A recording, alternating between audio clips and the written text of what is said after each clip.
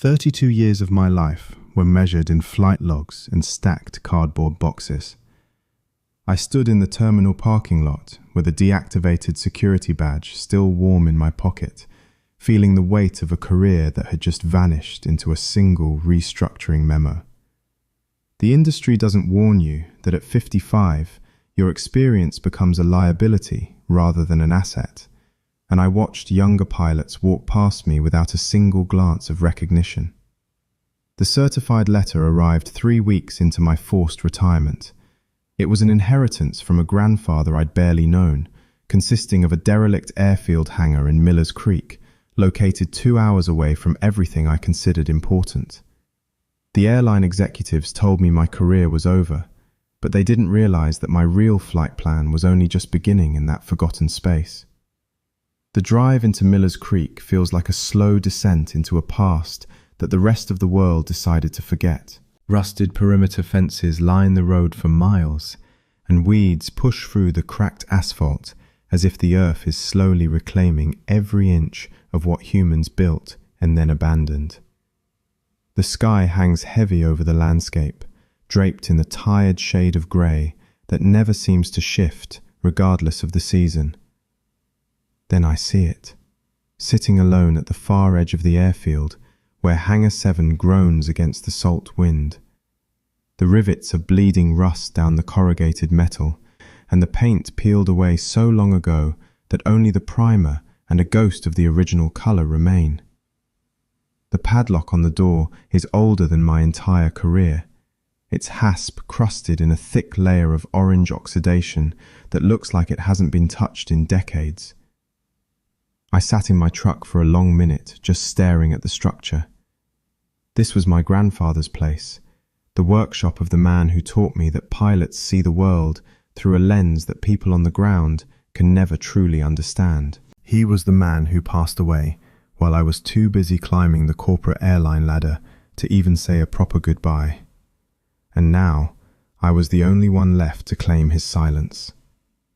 The air around the hangar smells like 100-octane fuel mixed with stagnant dust and a metallic scent that sits underneath everything else. My footsteps echo against the cold concrete as I step inside, and that sound hits differently than any cockpit noise I've ever heard because it carries a heavy, lonely resonance. There is no radio chatter or crew coordination here, just the sound of my own breathing bouncing off the metal walls in the stillness. I found the workbench exactly where he must have left it decades ago.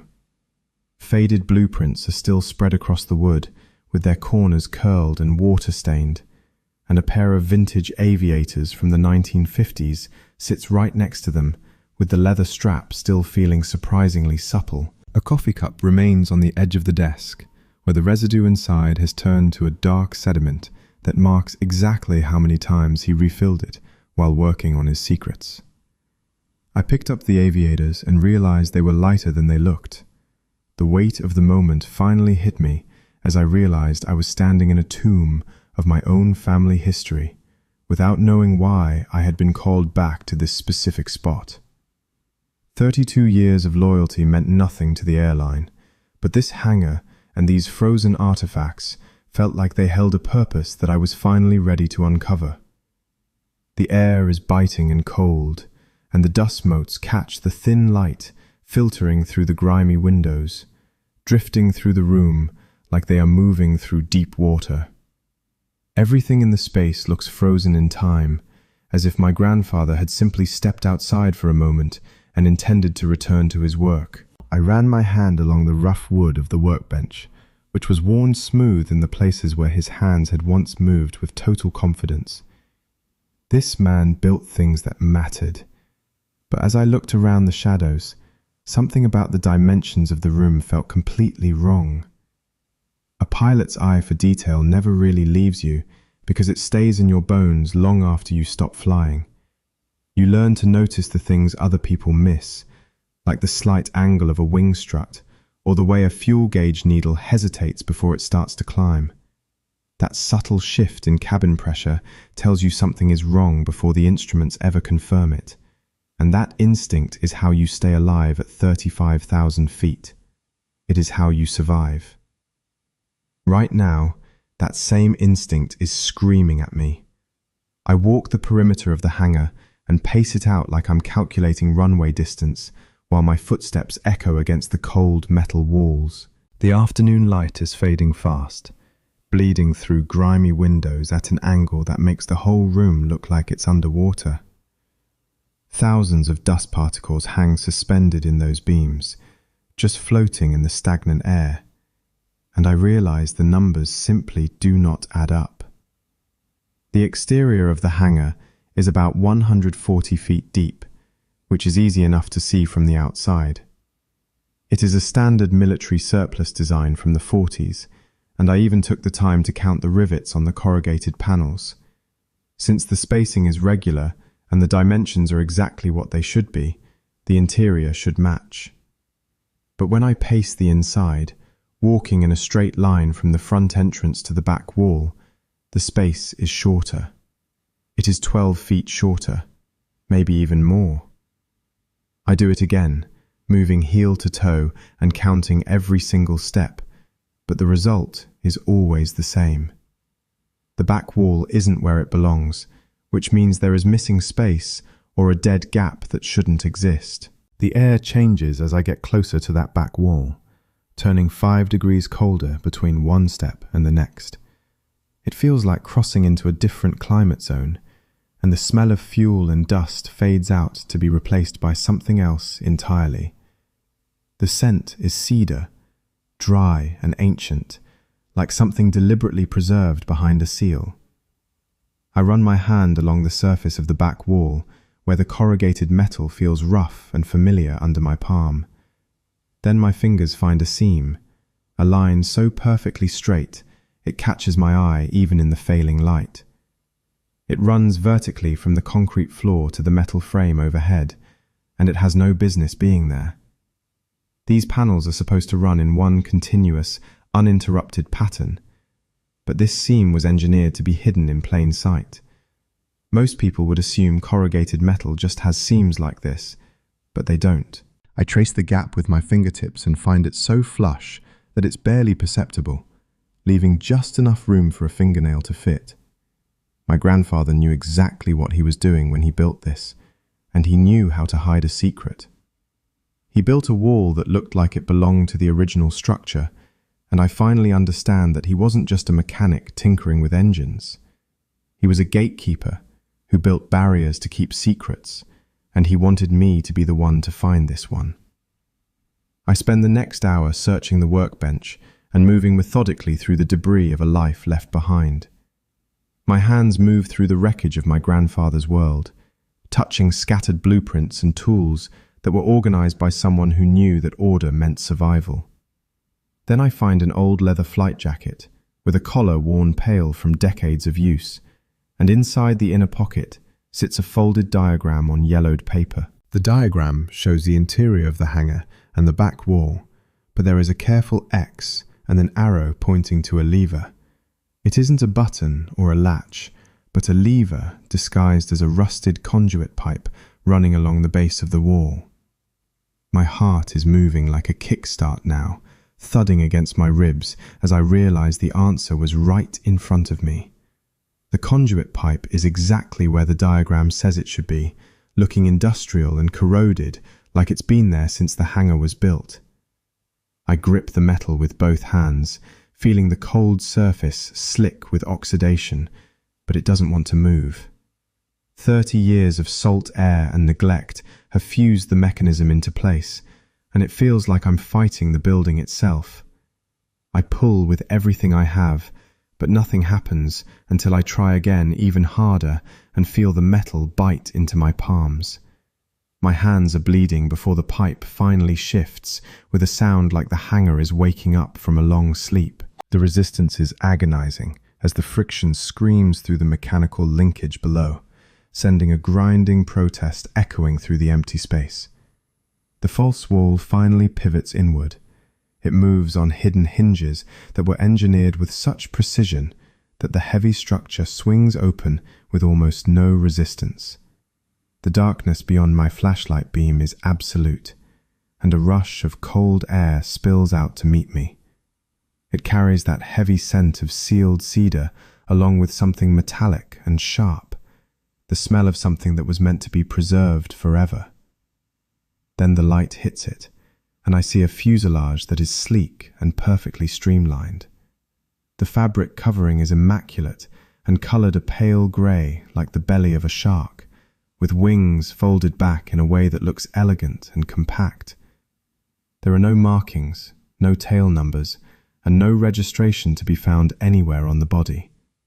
This was a ghost, something built with the sole purpose of vanishing from the world.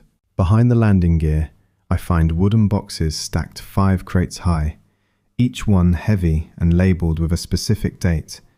They are marked 1952, 1953, and 1954. And though the wood is old, it has been sealed with something to keep the moisture out. I grab a crowbar and return to the first crate, feeling the weight of the moment as I prepare to break the seal.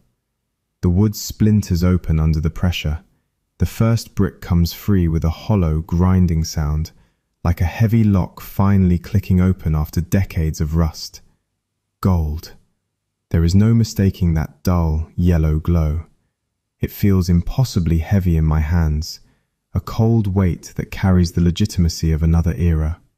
Each bar is stamped with assay marks from 1951, 1952, and 1953, proving they were once government property before they became something else entirely.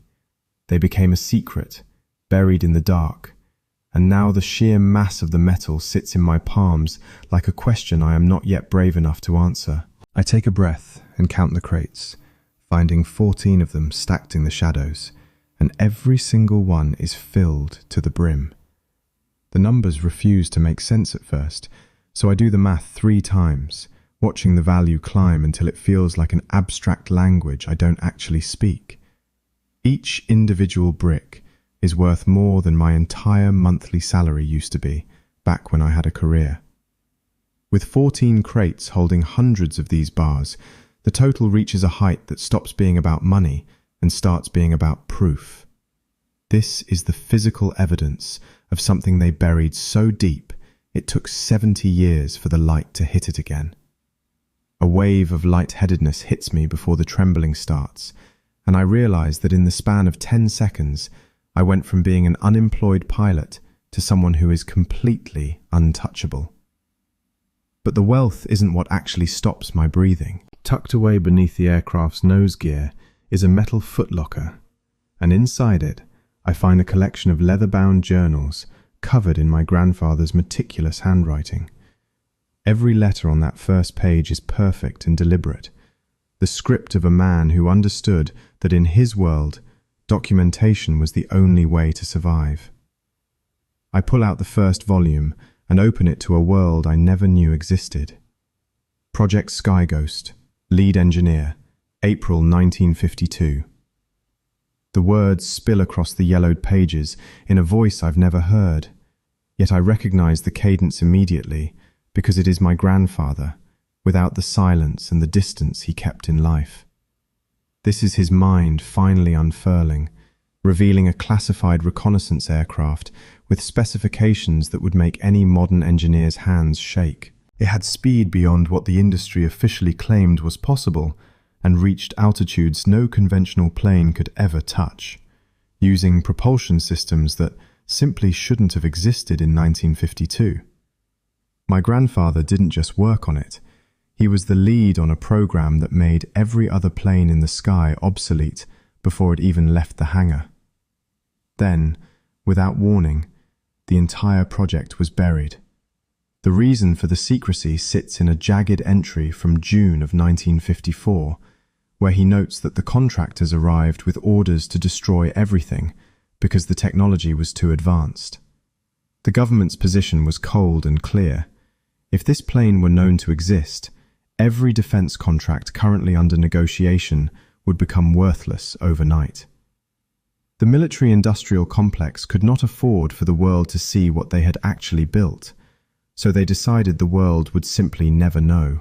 My grandfather understood then what it took me 55 years of hard lessons to learn, which is that the system never rewards innovation if that progress threatens their profit margins. They don't actually want the world to get better. They want to control the exact moment and price at which it happens. So, he decided to steal it. He didn't take the aircraft itself, but he took the knowledge and the gold that was meant to fund the black budget through channels that didn't exist on any official ledger. Instead of letting that wealth vanish back into the system, he diverted every cent into a private account and built this hidden compartment to seal the future inside like a time capsule. Page after page explains his reasoning, and I don't find any anger or bitterness in his words, only a haunting sense of clarity. He saw that the industry was going to eat itself from the inside, and that everyone loyal to it would eventually be discarded like a broken part. He knew that being loyal to a system is the fastest way to erase your own name from history. That's when I find the photograph tucked into the very last journal. It's a black and white print with edges turned yellow by time, showing my grandfather standing in this exact room, holding a small boy in his arms. The boy is laughing and can't be more than 5 years old. And as I stare at my own younger face, I realize he was already teaching me how to see the things others ignore. The final entry is dated just 2 years before he passed away. If you're reading this, the industry has already tried to erase you too, but you cannot let them succeed. This isn't just a pile of gold or an old aircraft. It is the proof that they are terrified of what they can't control, and now you must use it. My hands are finally steady, and the trembling has stopped. I understand exactly what I am holding in this room, and more importantly, I know what I am supposed to do with it. The legal vertigo hits me the second I close that journal, and the silence of the hangar rushes back in.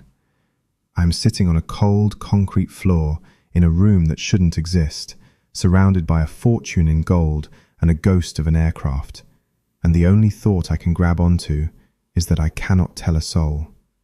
Not yet. I can't speak until I understand the gravity of what I'm holding, because how do you even begin to register a plane that isn't on any manifest? Walking into a bank with gold bullion stamped with 1950s markings would be suicide without a way to explain where it came from. The questions pile up like the wooden crates around me, and every single one of them feels like a trap waiting to spring. 3 days later, I find myself in a dim parking garage in Portland, where the air is thick with the heavy scent of exhaust and damp concrete. The woman sitting across from me doesn't have a fancy office or a sign that mentions grey market aviation law, but Margaret came highly recommended for her ability to work in the shadows. She doesn't ask for my life story, but she charges a fee that suggests she knows she's defusing a metaphorical bomb for me. The plane is untraceable, which is actually the best news you could have, she says, her voice staying low and even as she looks over my notes. No registration means no one can easily claim they own it, but that gold is a different story because those stamps are traceable, and that is where your real trouble starts. It was a private inheritance from my grandfather, I tell her, trying to keep my voice from wavering. And do you have the paperwork to prove that? I don't answer with words. I just slide the leather journals across the table and watch her read. She spends 10 minutes in total silence while the distant sound of car doors slamming echoes off the concrete pillars of the garage. Her face is a mask of professional indifference, and I get the feeling she has seen things much darker than what is written on those yellowed pages. Your grandfather was a ghost in a classified program, and if the government finds out about this, they will move heaven and earth to recover that aircraft and the gold, she finally says. It's been 70 years, Margaret. Surely the statute of limitations on a secret has run out by now.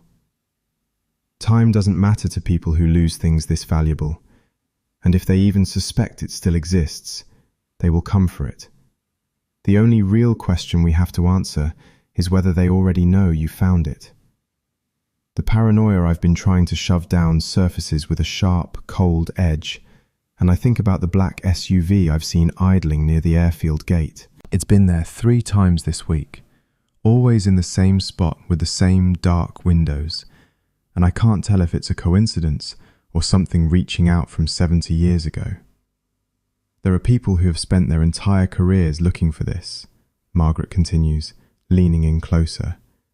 Historians, archivists, and people in the defense industry all know there is a hole in their records where this project used to be.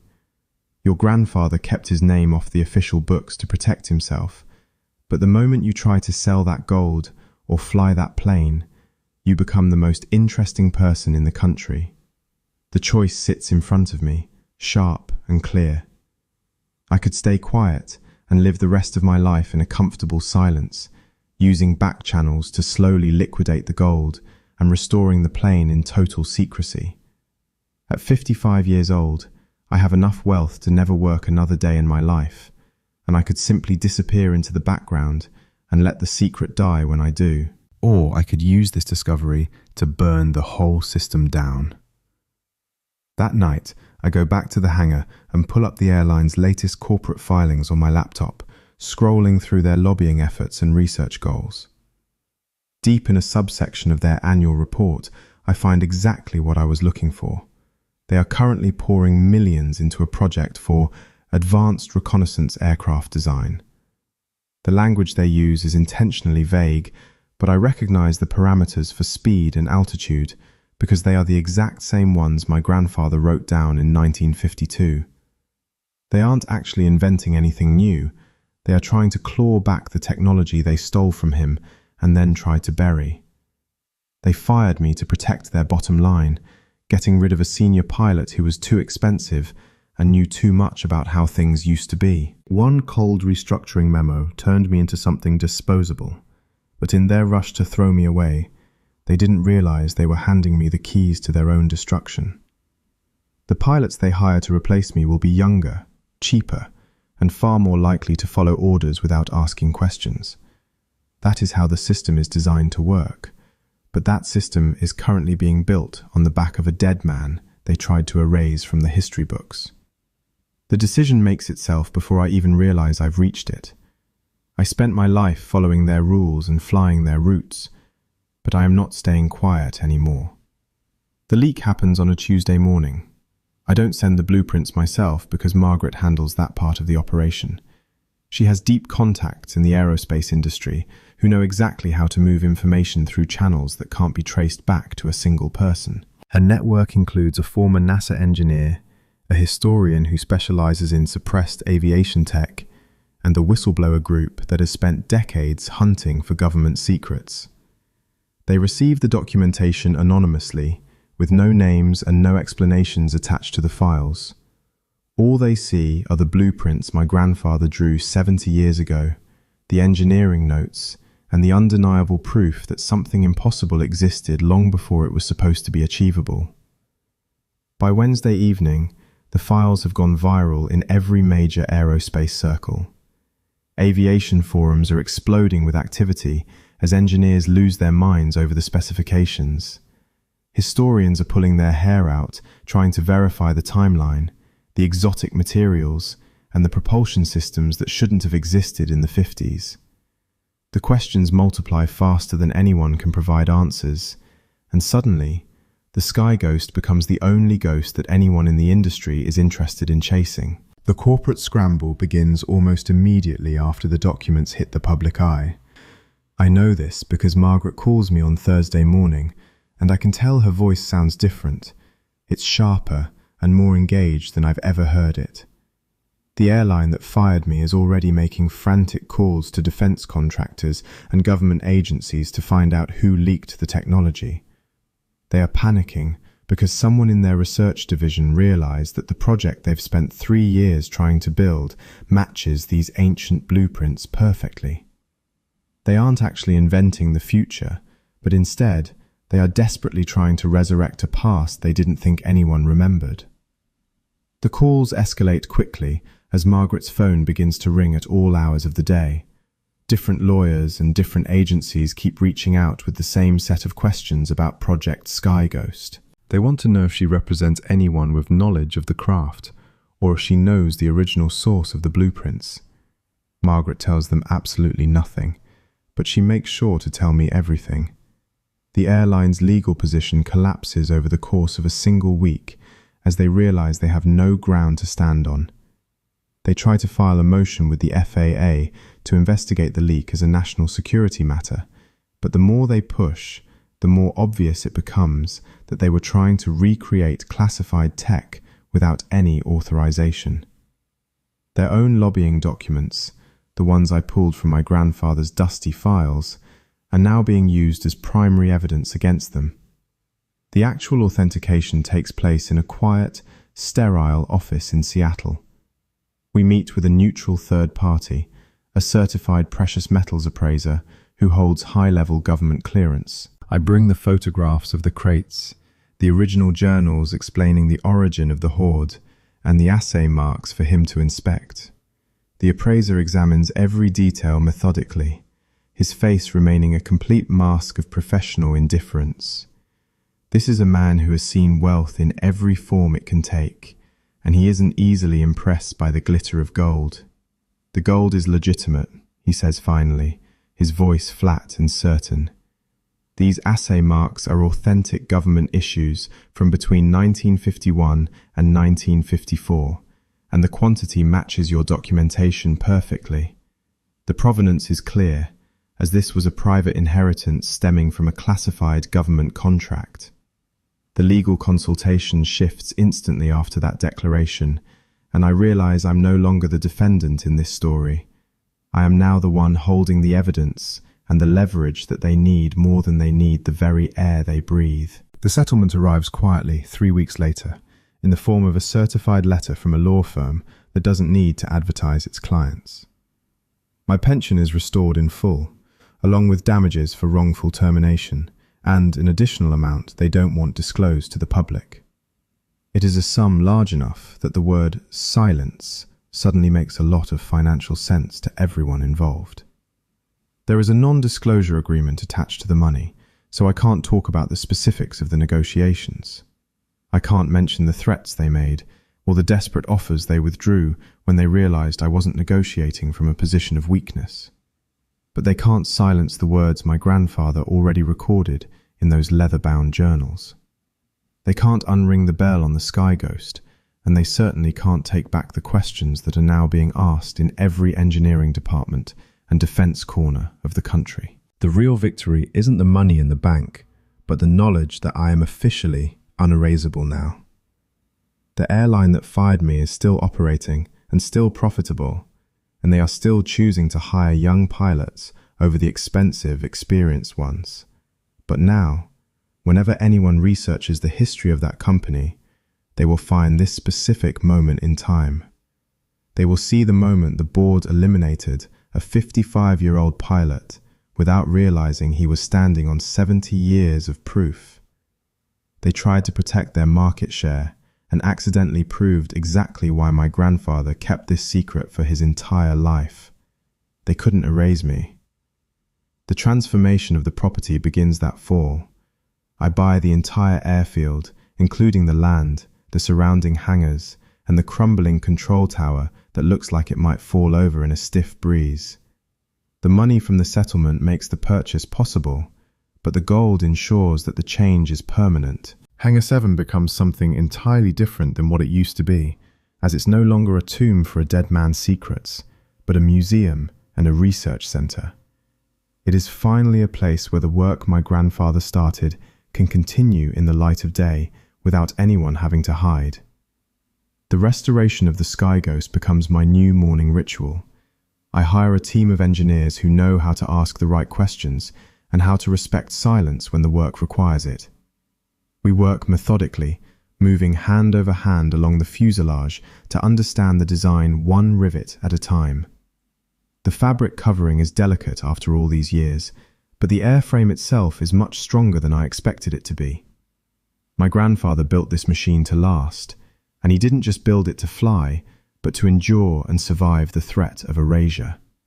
Every single rivet tells a story about precision, purpose, and the weight of a secret kept for 7 decades. The journals are eventually published through a small academic press, and we make sure they aren't sensationalized or sold as a scandal.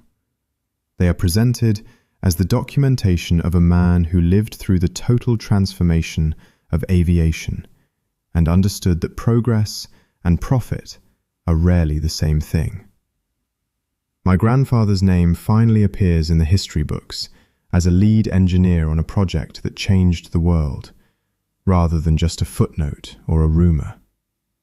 His legacy stops being a burden I have to carry in secret and becomes a matter of public record. The gold becomes the seed capital for the Hangar Foundation, which is a non-profit dedicated to aerospace research that doesn't have to answer to corporate profit margins. We fund young engineers and support projects that have human value, even if they don't have immediate market value. The work my grandfather couldn't finish is now being completed by people who never knew his name, but deeply understand what he was trying to achieve. The irony of the situation only deepens as the years go by. 3 years after the settlement was signed, the airline's CEO reaches out to Margaret because he wants to visit the facility. He wants to see the Sky Ghost in person and understand what we are doing out here in the middle of nowhere. Margaret calls me first, and I can hear a smile in her voice that carries through the phone line. "He's asking for your permission," she says. I tell her to let him come. He arrives on a grey, overcast morning that matches the dull, metallic sheen of the aircraft's fuselage. He walks through the hangar slowly, taking in the workbench where my grandfather spent decades of his life and the journals displayed under museum glass. Finally, he stops in front of the aircraft itself, which is now fully functional and flight-ready, a ghost that has finally been made tangible. "We were trying to build this," he says quietly, staring at the nose of the plane. "When we fired you, we had a research team attempting to reverse engineer this exact reconnaissance technology, and we were already 3 years into a multi-million-dollar project." "I know," I tell him, and the words feel light in my chest. "You knew we were trying to rebuild something your grandfather designed."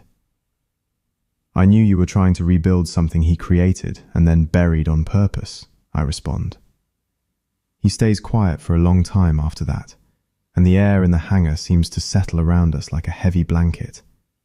The smell of oil, old metal, and new possibilities fills the space between us as he realizes the scale of what they missed. The peace I found here as a solitary seeker isn't about vindication or getting even anymore.